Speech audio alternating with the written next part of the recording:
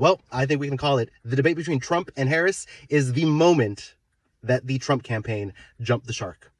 Hi, I'm Freddy Mancilla, historian of showbiz and politics. And in TV history, we have this term called jumping the shark. The moment everyone knows that the show is about to be canceled. You've run out of ideas, so much so that you have your characters jumping over live animals. The term actually comes from an episode of Happy Days, a 1970s sitcom about life in the 50s and the 60s. And in that show, there was a very young Henry Winkler playing a character known as the Fonz. Now, in said episode, the Fonz jumps over a bunch of live sharks for a charity event. And the way it's basically remembered is that that was the final straw that broke the camel's back, and Happy Days was eventually canceled. Now, there is a little bit more nuance to that story. Happy Days actually ran for a good 6 more seasons afterwards.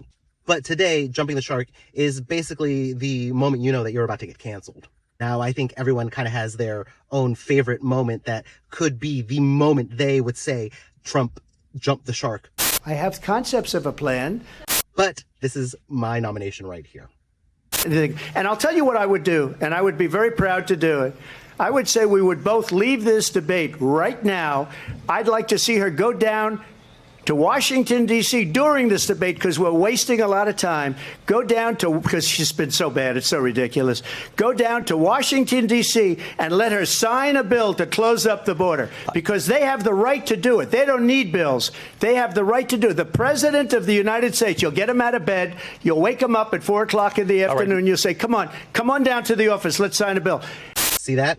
That is Trump being so bored with his own performance that he just starts producing a whole other show right in front of our eyes. Now look, I'll give it to him. He's a Emmy-nominated producer. But even though I've never been nominated for an Emmy, I sure as hell know that it's a really bad sign when even you're bored with your main character.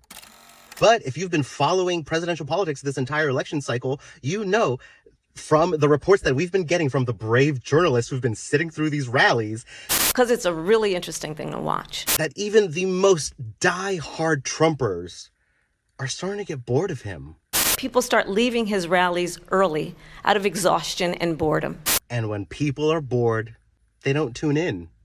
In this case, show up to vote.